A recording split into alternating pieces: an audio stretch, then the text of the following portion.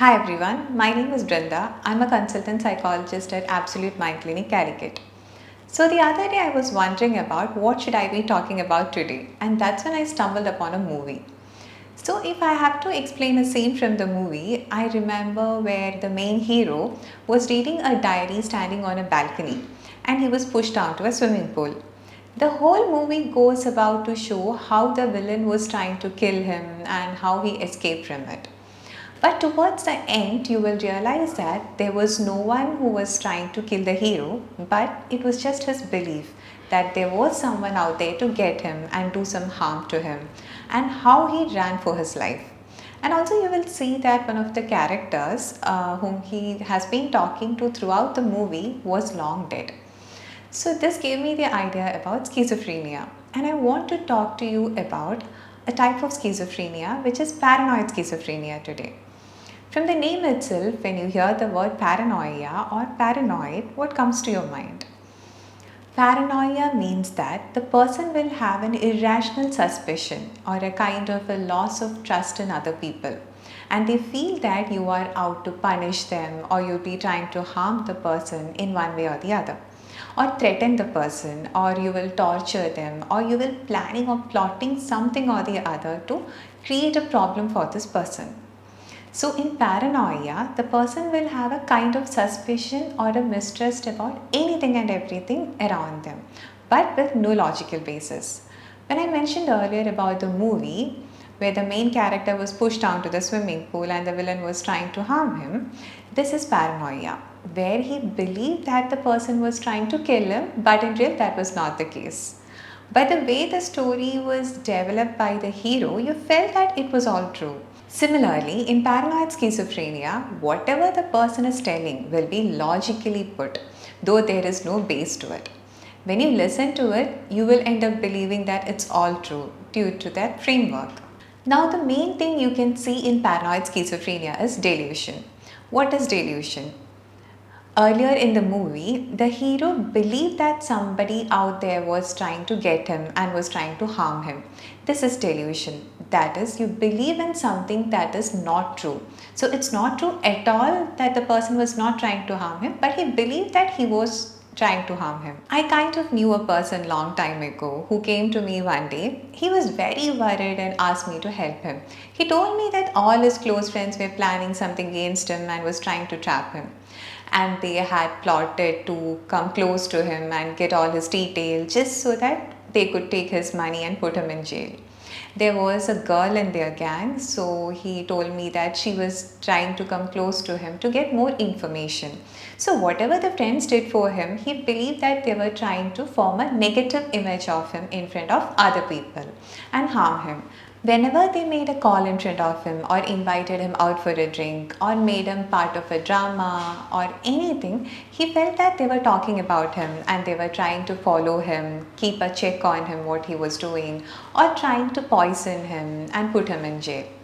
So, delusion is where the individual believe in something that's not true, like we mentioned above. Now, there are various kinds of delusion that you might see, and when it comes to paranoid schizophrenia, there are two delusions that are most common: delusion of persecution and delusion of grandeur. In delusion of persecution, the person will actually believe that, like earlier, the person was being tortured, he was mistreated, people are spying on him, they are always planning on trying to do some harm to him. They'll be really suspicious about everyone close to them. They might complain to you that I think this person is following me, or they have or added poison in my food when they were talking on the phone or planning something against him. This is what is called as persecutory delusion.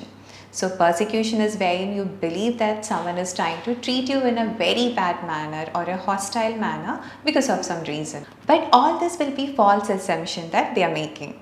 Now, when it comes to delusion of grandeur, the person will have an inflated self-esteem. That is, they feel that they know everything, they are really good at everything, or they have a high knowledge, their identity is in a very high position. They might claim that they are a very good singer or an actor or a photographer, scientist, or a very prominent figure. They might also believe that they have a really great talent or some supernatural power.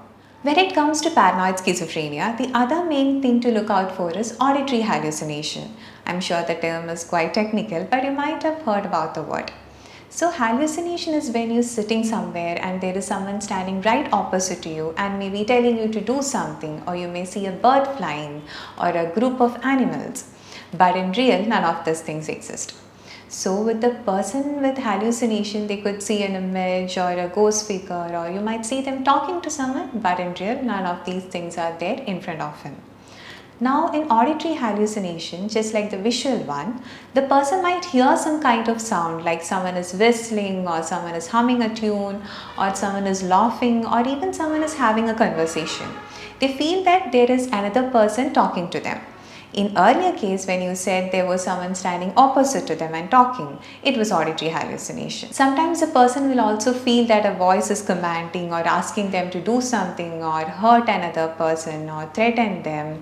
Other people are having a conversation or the like. But in real, this is not the case.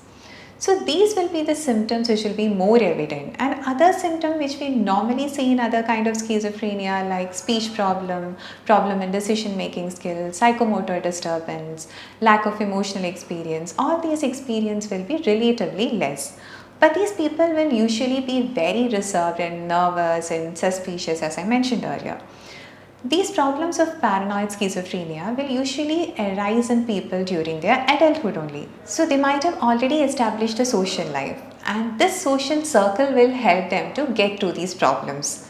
And not all areas of their functioning will be affected for these people. They will have a normal functioning and intelligence in areas that are not affected. Many cases there is a belief that there is no treatment for this, or you cannot get any help, or even people considering that these are the effect of some supernatural forces or something like a ghost. But with proper treatment plan of medication, psychotherapy, counseling, social skill trainings and other supportive technique, you can reduce these symptoms to a great extent and help these people to lead a comparatively normal life. So in case you have any doubt or need help with yourself or someone who has these issues, you can always reach out to a mental health professional who can help you and give you a better idea and guidance about this condition. So I'll see you with a different topic in the next video. Thank you.